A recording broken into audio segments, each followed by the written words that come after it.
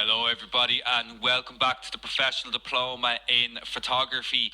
Did you know that Le Von Biss's exhibition Micro Sculpture, which was created in collaboration with the Oxford Museum of Natural History, is an exhibition all about macro photography, all about the intricacies of insects. It's an incredible body of work, well worth having a look at. Each image is made up of 8 to 10,000 photographs composited together because the depth of field is so shallow.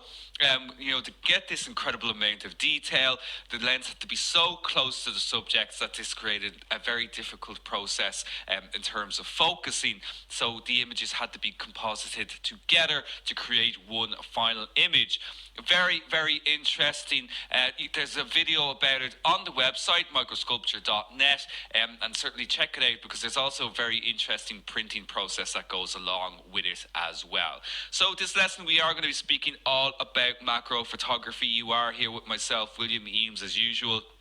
And as I always say at the start of every lesson, make sure to attend every single lesson. We're really flying along now through these lessons at this stage. Your photography will improve on every single lesson that you attend.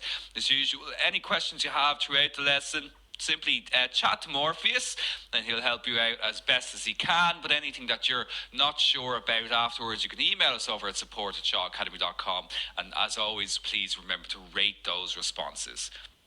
So as I mentioned at the start, this lesson is all about macro photography. And we're going to have a look at macro in a couple of number of areas. We're going to have a look at, first of all, what is macro photography, really define exactly what it is. We'll have a look at some basic equipment that you can use to get better macro shots. We'll have a look at some issues you'll encounter and then some areas for you to explore and some inspiration for you in terms of where to go and capture some nice macro work. So the first thing we need to establish is exactly what is macro. And there's a term you may have heard before when it comes to macro photography called true macro. So we'll have a look at what that is now in just a moment. But basically, macro is when we enlarge an object, when we enlarge a subject either to its life size or beyond its life size. It's when we zoom into a subject and we magnify it.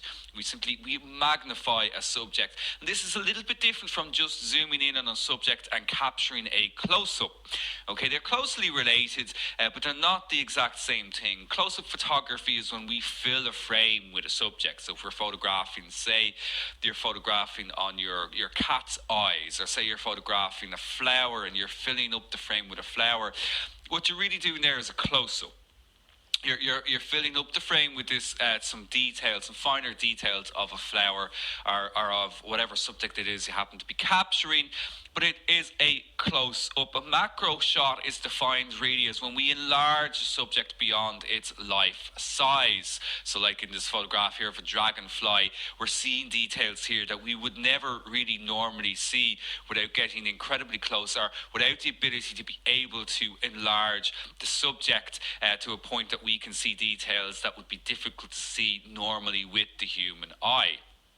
When we go beyond this, when we magnify a subject beyond what their life size is, this is when we are into what's called true macro. If you ever did any models, scale models when you were a child, like I used to do airfix planes back in school when I was a lot younger, they used to have the ratios of the sizes of the models on the boxes. So for example, you'd see a ratio of 500 to 1.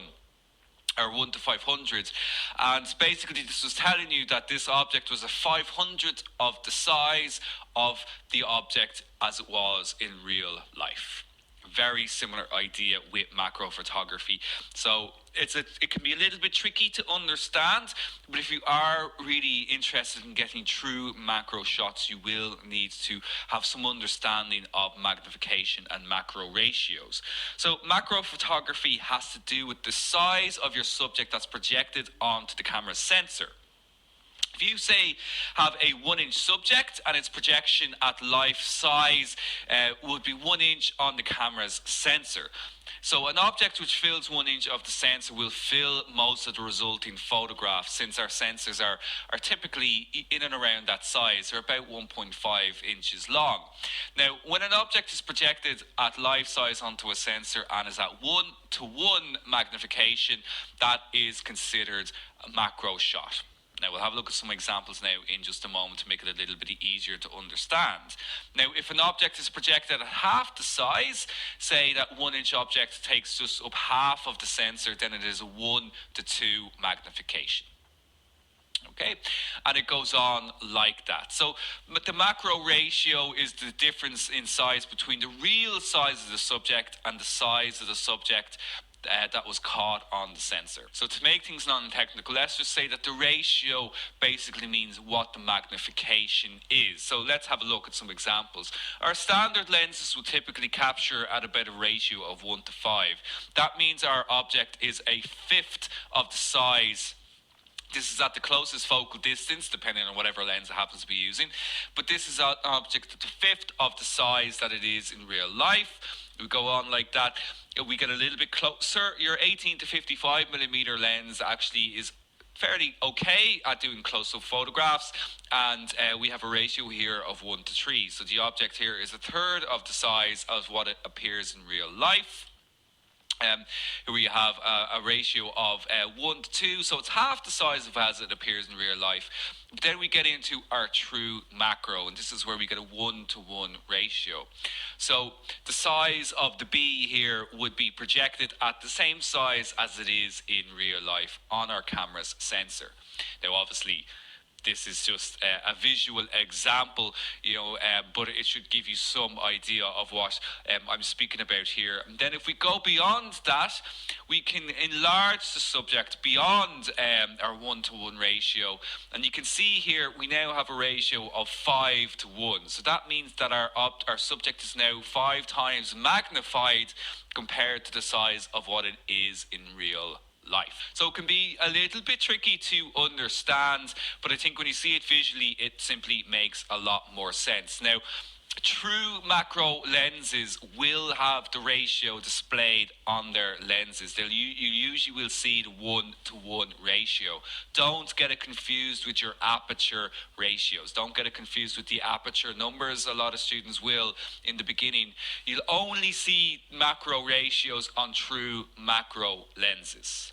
So if you happen to be using an 18 to 55 or a standard 50mm or anything like that, and you're looking at it now wondering where the ratio is, you won't see it on those lenses. It will only be on dedicated macro lenses.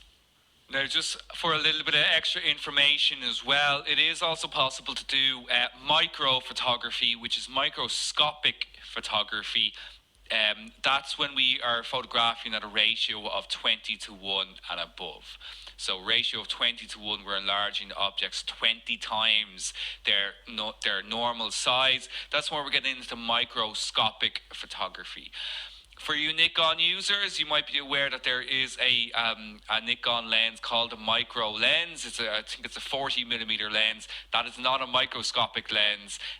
It's more a macro lens. I don't know why they call it a micro lens. It just confuses things.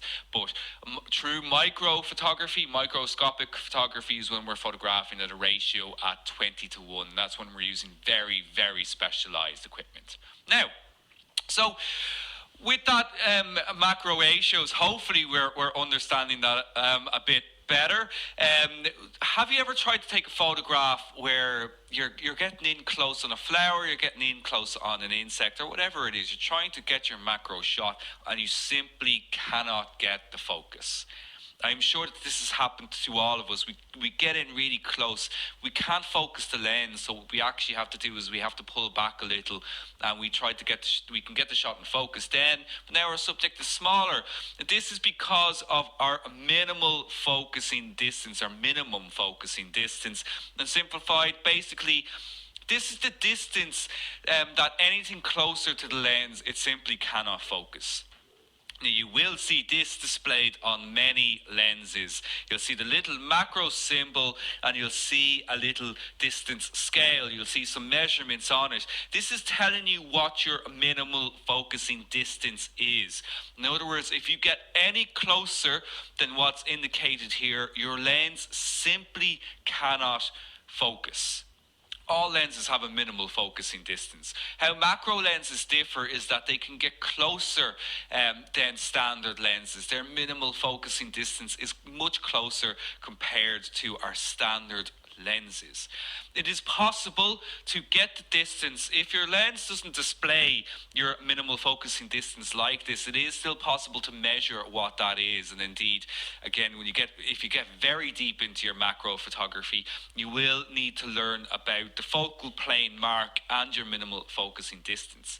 So minimal focusing distance, it isn't measured from the front of the lens to your subject. It's measured from your camera's sensor to the subject, and the camera sensor is indicated by what's called the focal plane mark.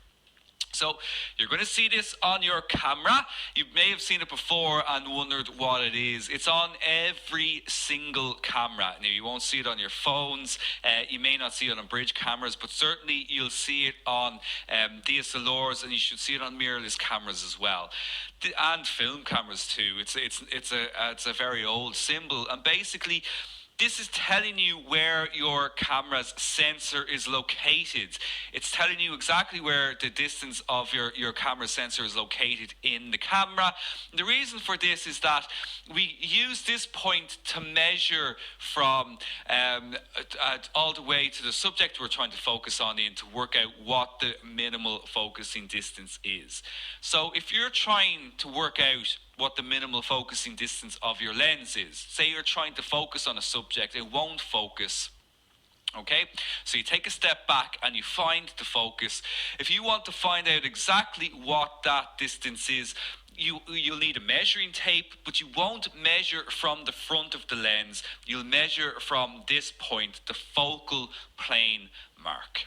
Now let's just have a quick look at an example of this. So here's our camera, and here's our subject, and I decide to focus on the subject here. We have our focal plane. Remember, that's the point that we choose to focus from, and we have the focal plane extending from that. Now this distance is known as the working distance, and it dictates how close you need to get to the subject to capture at the lens maximum magnification. This is important for many reasons. Minimum focusing distance is the shortest distance at which the lens can focus. Okay, now as I mentioned, the distance to the subject is measured from the focal plane mark on the camera of the body. It's not the front of the lens. It's the distance between your sensor and the subject at the closest possible focus distance of your lens. The longer your working distance, the easier it is to stay away from your subject. And if that subject is, skittish or dangerous, a large distance is fairly useful. So your working distance is in essence, it's your focal length. So as we know, longer focal lengths allow us to keep longer distances away, and the working distance is the distance between the subject and the front end of your lens. If I want to measure the minimal focusing distance, I measure it from the focal plane, and basically any point past the minimum focusing distance, the lens simply cannot focus. Now, the best macro lenses have large working distances. So higher quality macro lenses, which is why you pay more for certain types of macro lenses, they have larger working distances, they have better minimal focusing distances. The working distance increases as the focal length of the lens increases, as we're going to see in a few moments. But if I was using a 50mm macro lens, I need to be much closer to my subject to get it in focus than if I was using a 105mm macro lens, which would allow me to keep distance and to photograph my subjects from a distance. So that all sounds very complicated, but to simplify it, if I'm using a lower focal length, I need to be closer to my subject to get it in focus. that is the working distance. If I'm using a longer focal length, I can be further away from the subject. The minimal focusing distance is how close I can get that subject before I lose focus. Now, your first port of call really when it comes to macro is to have a look at macro mode. This is a semi-auto mode that we can find in our cameras. In fact, it's in nearly every single photographic device that's out there. It calculates the best shutter and aperture combination for the scene. It wants to try and maintain exposure, but it tends to choose mid-range apertures to maintain focus. The reason for this is that maintaining sharpness when we're photographing macro subjects is very challenging, very, very difficult the closer we get to the subject. So it tends to go for mid-range apertures to keep things nice and sharp. It's much more effective on phones and compact cameras. It seems to be a much better mode to be using on compact cameras in particular, where we don't really have much control over the aperture, if any control over the aperture, and it'll bring things sharp, objects that are closer, it'll make them sharper, and it does that by choosing a deeper depth of field. It does not change the focusing settings, or it does not change your lens to a macro lens. It does not change the minimal focusing distance on your lens. Really, it just uses a deeper aperture setting for when you're closer to the subject. In truth, it's not a very useful mode at all to achieve macro. Really, what it does, we can do it within our cameras. We can do using aperture priority anyway, or using manual mode. So, I mean, it's, as I said, it's quite effective if you're using phones or your compact cameras, but I find it anyway far less effective when I'm using a DSLR or a mirrorless camera. And for that reason, looking at macro lenses and accessories is a far better option.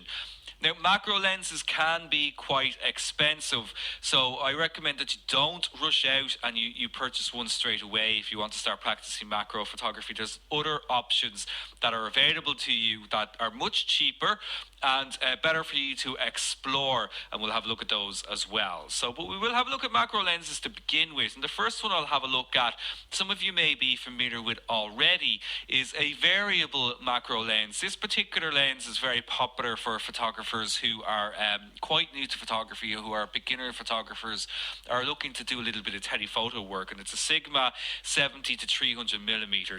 I believe there's a Tamron version as well. Now, this is primarily a telephoto zoom lens, but it does have this switch on it, this normal to macro switch. So basically what this is, it will allow you to switch to a macro function on the lens only from the range 200 to 300 millimeters. As you can see, it says 200 to 300 just below that here. What that means is that the macro feature will only be available at 200 to 300 millimeters.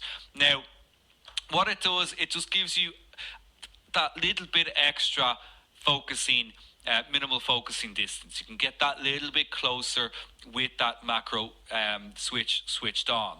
Now, reality, it's not a true macro. You're going to be looking at capturing, kind of everyday objects. It is still very good, though. I have to say the quality from this lens, it is quite an affordable lens as well. It is a very, very good place to start, and you can get very impressive photographs with it. So, some lenses have this macro switch. It'll give you that little bit extra minimal focusing distance. Ranges will be indicated on the lenses. It's good all-rounder for everyday macro work, and it is at the lower end of the price scale. You should be able to find them online for in and around €150, maybe a little bit more expensive than that. You will pay a little bit more if you go into a camera shop, but I always recommend visiting the camera shop anyway, because you can try before you buy, and you can also go back then if there's any issues or problems. So a good place to start. Next up then, you're kind of looking at the 50 to 60 millimeter range, where ideal for doing things like jewellery, for doing product photography, for photographing inanimate objects and photographing food. Okay, so with this, it's a much more straightforward lens. It's a fixed lens. They are more expensive. You're going to be talking in and around 300 to 400 euro to begin with. Not ideal for insects because you have to be quite close to your subject. Remember, your working distance with these types of lenses is much smaller than if you're using a longer focal length. So it's a kind of a standard macro lens. As I mentioned, lower focal length means you must get closer to your subject. It's good for product and for jewelry work, for commercial type of photography, and indeed for food photography as well. Now, that's just some suggestions, of course, as well on how to use these lenses. You're absolutely not limited in terms of what you can do with them. Going up a little bit higher in price, you're looking at the 70 to kind of 90 millimeter range. Very good for food as well. Gives you that little bit more distance. So this is our Sigma 70 mil. Now, just to be aware here as well, we can see that it says 1 to 2.8. That is your aperture setting. So remember, don't get that confused with our ratio setting. This is your aperture setting. So I can't see the indication here on this, but it typically will tell you what the ratio is, either on the lens itself, or if not, it would be in the lens's manual. But here, the 70 to 90 millimeters just gives you that little bit more versatility, that little bit more room. It's a good mid-range lens between being able to photograph inanimate objects and still having that little bit of distance then if you want to photograph insects as well. So it gives you more distance, great for a variety of subjects, but you are coming in at a higher price bracket. And finally then, we've got our 100 mil plus range. So there is a 105 mil plus range, or there is a 105 mil lens out there as well by Sigma, which is available for some cameras too. But 100 mil would be kind of considered a standard. Now, this type of a lens should be fairly obvious from the photograph what it's used for. You are going to be looking at photographing macro wildlife. It allows you to maintain a distance and still achieve macro. Great for macro wildlife, but you are looking at the upper end of the price scale. As far as I know, this lens is about €1,000, so very expensive investment, so really only worthwhile if you are very much planning on pursuing macro photography in depth and hoping to do a little bit more with your macro work. But until then, I recommend that you have a look at some other options. The first place to start would be to have a look at some close-up filters. Close-up filters now, in my opinion, I think they represent the kind of lower end of quality when it comes to macro photography. Really what they do is they're just kind of they're almost like a magnifying glass for your lenses. They will allow you to get a little bit closer to the subject. You can stack them as well, so you can add as many as you like, but your quality will degrade. So the quality of the glass in them isn't as high quality as the quality of the glass in your lens, and you will lose light, you lose a little bit of sharpness, especially when you begin to stack them as well. But they're a good way to start with macro photography, and if you can live with a bit of post-production in terms of sharpening your photographs afterwards, removing some vignetting, you can do good quality work with them.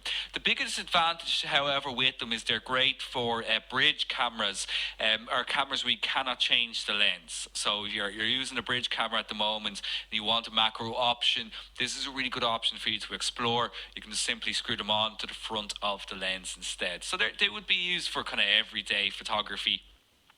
For this type of photography, you usually get quite a lot of vignetting, as I mentioned, at the edges of it here. But they do get that bit closer. You can pick up that little bit more detail and texture with them as well. A much better option to explore are extension tubes. Extension tubes, and I'm sure you may have come across these before. And extension tubes, they work by, as you can see here in the diagram, they go between attaching to your lens and to the camera's body. And they're hollow tubes, and they have no optical elements in them, so they don't take any quality away from the photograph. And they're designed to be able to enable the lens to focus closer than its normal minimal set focus distance. So you can magnify the subject. You can increase your lens's minimal focusing distance. These are a really great option to look at to get into macro photography straight away. They can be picked up for very cheap online. Very importantly though, make sure you get the electronic versions of them. The electronic versions will allow you to maintain autofocus options. If you go for the non-electronic ones, you'll have to be manually focusing the lens. It is a lot easier to be able to get ones that communicate with the camera. You'll spend a little bit more, but they are definitely worth it. And as you can see, they can be stacked as well. So you can extend or you can remove pieces as you need. Okay, so there's loads and loads of different varieties, loads of different types to check out there online, and they will allow you to get much finer details, to get in very close on your subject, and you'll physically be getting much closer to the subject using macro extension tubes. Now, if you're looking to take your macro photography a step further, you may look at investing in some macro rails and bellows. And these will allow for extreme close-ups and are typically used in situations where your subject isn't going to be moving. So if you happen to collect insects or specimens, and you have a little studio set up for yourself, little environment set up for yourself, photographing them in, you may look at using macro rails and bellows. Now, they can be quite expensive. You're going to be looking at upwards of about €500, if not more. You may be able to find cheaper ones out there online. But the rails and the bellows can be bought separately, but they're typically sold together. And the rails will allow you to be able to maintain focus and to move focus without having to adjust the camera itself. You can see all the kind of dials here, underneath. They're all used to control the length of the bellows and indeed to move the rails as desired, as is needed. And they will give you extreme close-ups, even closer than some of the lenses we were looking at earlier. Now, just be forewarned, this next photograph here is of a close-up of a bug, but they will allow you to get in very close, very tight to your subject to photograph them for incredible details, as like you can see here in this picture. Like it's very extraordinary just how close you and how much detail that you can pick up with the macro bellows. And finally, then, an accessory which is important for adding a little bit of light to our subject are macro flashes. Light becomes a big issue when we're photographing very extreme close-ups. So adding some light is a huge advantage and will allow you to also maintain deeper depth of field. So you'll be able to use higher aperture values to maintain a deeper depth of field, which can be a little bit tricky to do if you're struggling to maintain enough light in the exposure. However, they are expensive macro flashes. Unfortunately, they are quite pricey, much higher price than our normal regular flashes, although there is some cheaper ring flash options available if you do look around, but just bear in mind the quality won't be great on them. So you can see here there's lots of different variations available. There's so many variations available of these types of flashes. There's LED light versions available as well, which are kind of continuous, so that you're not kind of disturbing insects or anything like that when the flash pops and so on.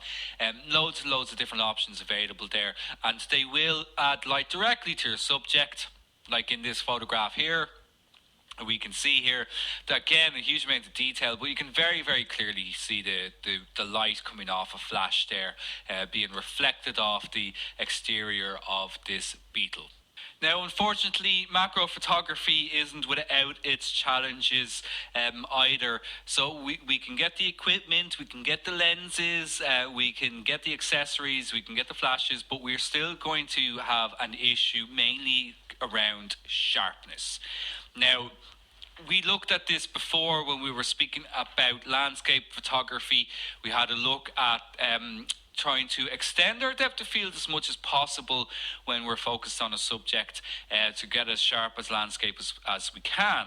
With macro photography, the issue is almost the opposite. We want to still try to maintain a sharp photograph. Well, we don't always want to. You may want to get a photograph that has that nice shallow depth of field, but we at least want to try and get our subject in focus. And that can be incredibly tricky. So here we've got a regular kind of setup. We have our camera, we're focused on our object, we're a bit of a distance away, so the depth of field is extending around the subject, keeping everything nice and sharp. However, when we get closer, the depth of field becomes incredibly narrow. Even if we're photographing at a high depth of field, a high aperture value, when we get close, especially at extreme closeness, the depth of field becomes incredibly shallow. It becomes very, very difficult to maintain focus, and it almost becomes impossible to get the foreground and the background of the object sharp. So this becomes a huge challenge in macro photography. There is a way around it. Let's have a look at an example. So here we've got two photographs. They're photographed at the same exposure settings, the same focal length, and the same depth of field. In the first photograph, I focused on the foreground, I focused on the front of the object, but that means that the background of the object is not sharp. We can see very clearly here, if you have a look at the text of this trophy, that it's a little bit soft, it's a little bit out of focus because of the depth of field. Similarly then, if we have a look at the second photograph here, I chose to focus on the back part of the second mask, the back part of the object. We can see that the front of the object is now no longer sharp. So what we can do with this, and it's a similar idea to when we're combining HDR photographs, is we can stack these photographs together. And this is known as focus stacking. So using software, we can combine these two photographs that have two different points of focus and combine them into one final photograph where everything is sharp. So we want to shoot the photograph at the same settings and same depth of field. You focus starting at the front, moving to the back. At least two different points should be combined. So, depending on what you're photographing, you may not have a lot of time to try and focus on lots of different areas, but at least try to get the front and at least try to get the back of the object. And you should be able to get the entire object sharp. It can be used for landscape photography. So we were speaking about trying to maintain sharper photographs. We were looking at the hyperfocal point and that difficult thing to master. Focus stacking is a great alternative. So you can do this for landscape photography. You can focus at different points in a landscape from front to back and combine those exposures together to create a final sharp image. However, there is a caveat. There is what's known as focus breathing. And basically, this won't be as bad in landscape photography, but it's certainly more apparent to the closer to the subject that we get. And this is when the size of the object will change as the focal point changes. So when we choose different areas to focus on in the subject, as we are changing the focus ring, as we turn it, the size of the object will actually change ever so slightly as well. Now, on some lenses, this is very minimal. On other lenses, it can be incredibly severe depending on the lens build, the lens quality. It can be very, very severe. The object can change quite dramatically in size depending on where you focus on it. The best way to do is to take multiple shots, focus at different distances, and you can actually compare them side by side. You will see that they change in size. However, most softwares will manage this. They will be able to combine the photographs, aware that this is an issue, and they'll size the photographs to the correct size to stack them together. And speaking of softwares, the three main softwares to look at are Helicon, Zarine, and Photoshop. Now, unfortunately, we won't be able to explore focus stacking in this lesson. We will absolutely be having a look at it though in a future lesson.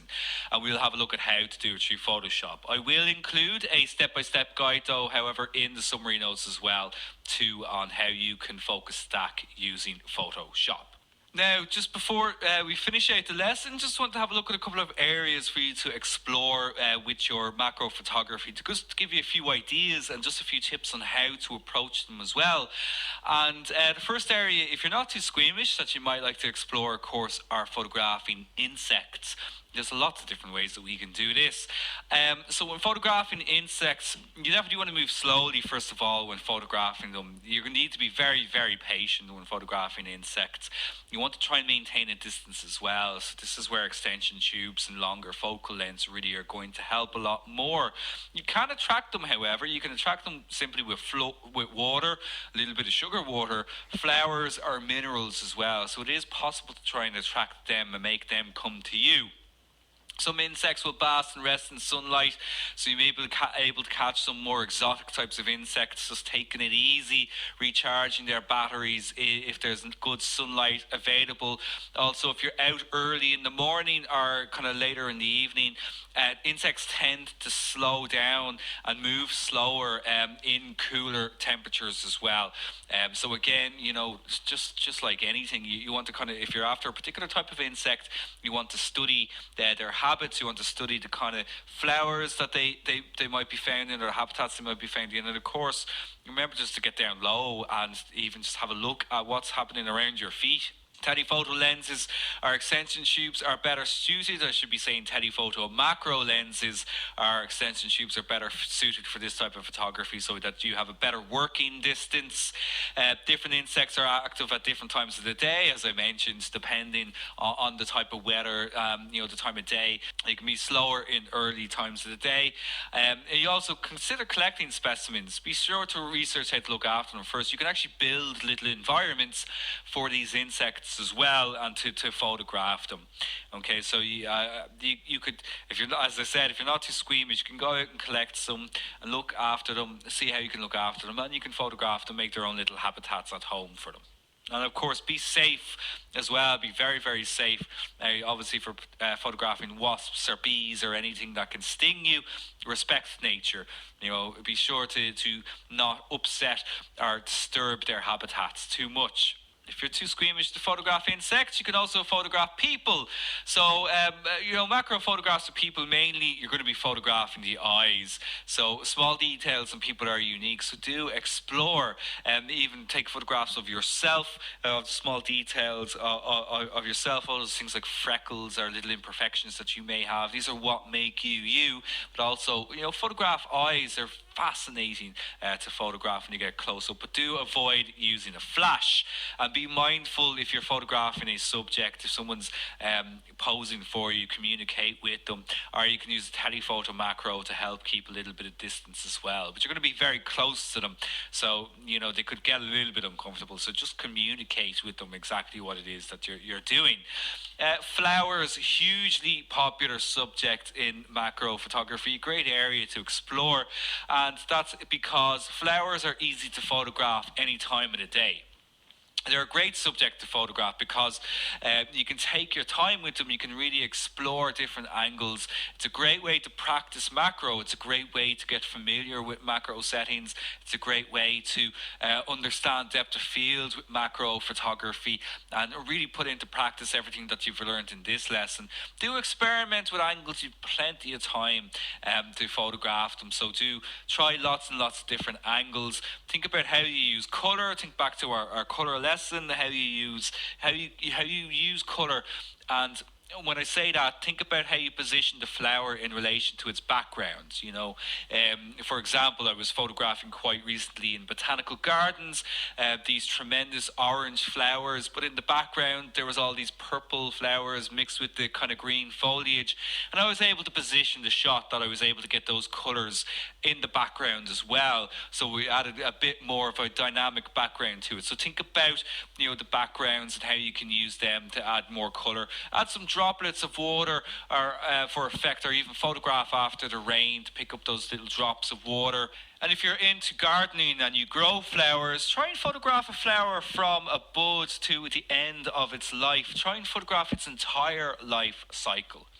A little project for yourself there to try and photograph a flower that you may be growing at home. You might just have one on your windowsill in a pot, and photograph it from a bud to the end of its life. Really kind of fascinating little project there.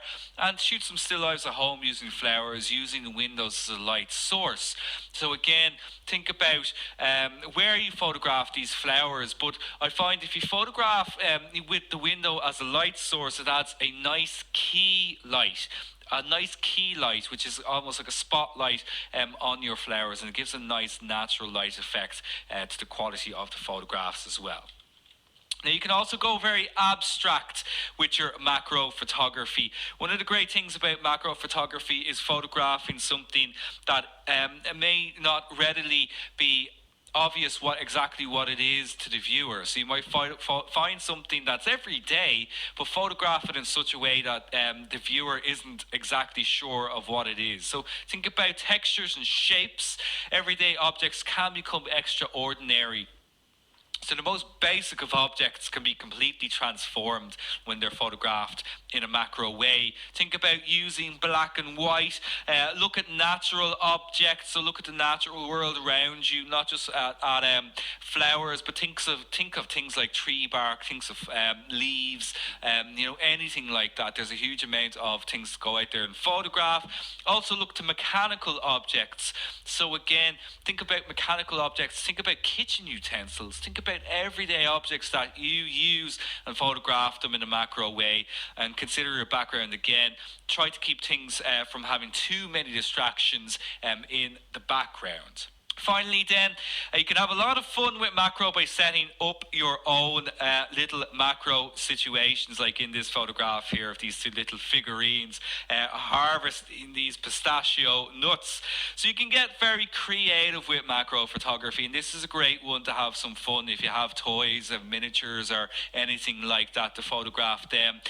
Lego is absolutely great for macro, and indeed if you are photographing macro, get your children involved. If you have children, have some fun, get them involved as well. Come up with these little scenarios and get creative with them. It's a great thing for them to see that you can make these things together and then produce these incredible photographs afterwards, and create stories. Think about telling little stories. Think about, imagine you are tiny and you're trying to interact with this giant world, how you might do that.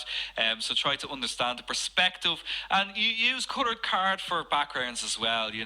Again, consider the background and add a little bit of life and a little bit of colour by making your own coloured cards or buying coloured cards in the background. So hopefully lots and lots of ideas there for you to get out there and enjoy your macro photography. Now, so that is the end of the lesson. We've actually managed to finish on time for once. Looking forward to our next lesson. Well, we're going to be continuing along the macro theme here, because we are going to be having a look at food photography. So we're still going to be very, very close to our subject. We're going to have a look at food photography because it's just become so big. It's just become huge, in photography, and it can be an incredibly lucrative area to get into in terms of business of photography. So we'll have a look at food photography, how you can begin in that. We'll have a look at getting yourself set up. There's not a huge amount of equipment that you need here at all to be able to do it, but you can do that little extra more with some small accessories, and we'll then have a look at some ideas, inspirations and considerations, how you can put it all together. Now, unsurprisingly, your challenge for this lesson is to post up a macro photograph, but do let us know your thought process behind it. And really now, when you're posting photographs, any photograph, you should let us know why you captured it and the types of settings that you use, and it's helpful for your classmates as well. And indeed, remember, other people on other modules are seeing these images too, so it's great to put them up there to get a little bit of feedback and just to show everybody how well you are doing. So we'll leave it there for this lesson. Thank you so much for joining me, and I'll see you all again very, very soon for our lesson on food photography. So until then, take care of yourselves. Bye-bye.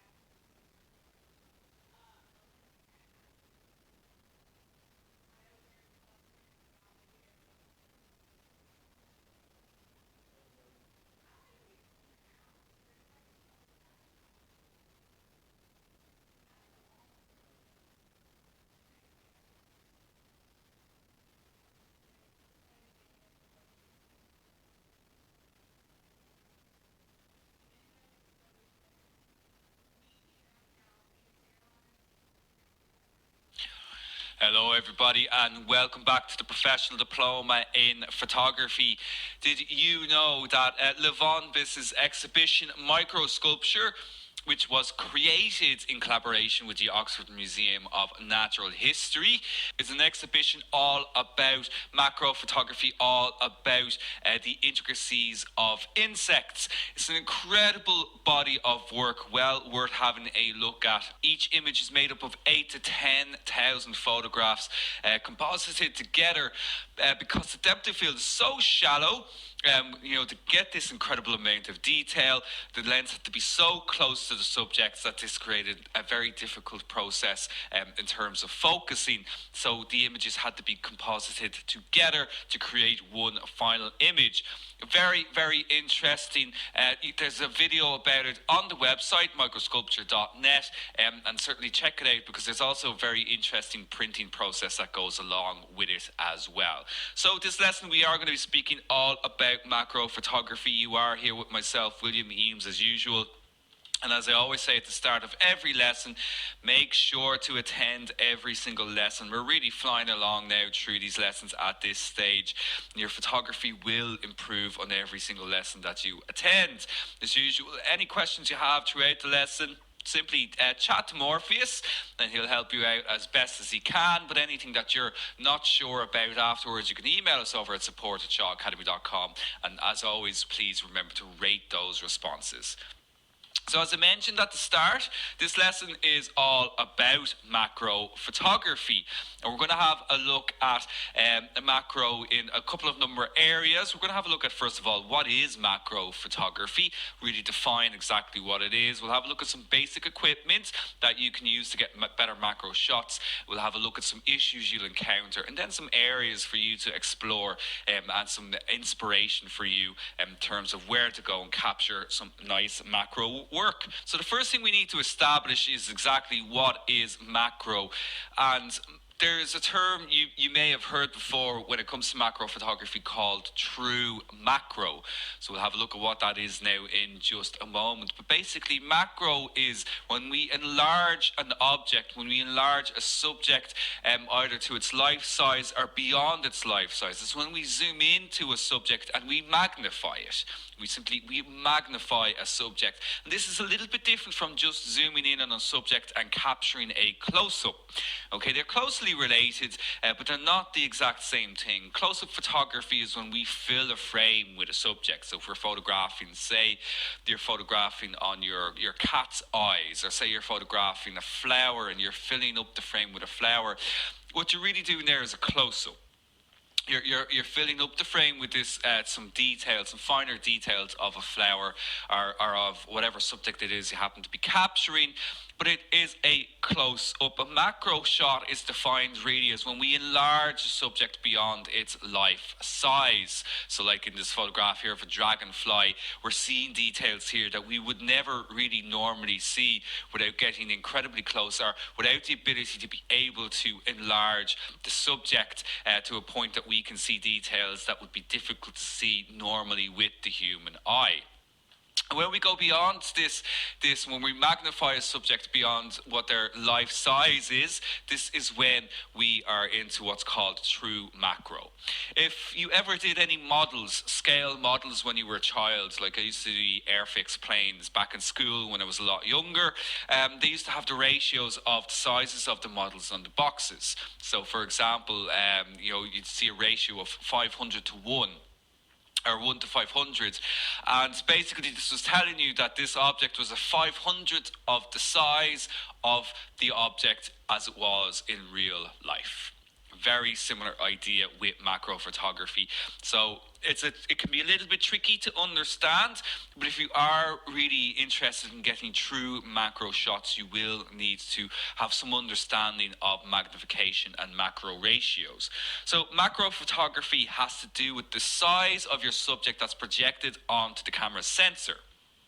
If you say have a 1-inch subject and its projection at life size would be 1 inch on the camera's sensor. So an object which fills 1 inch of the sensor will fill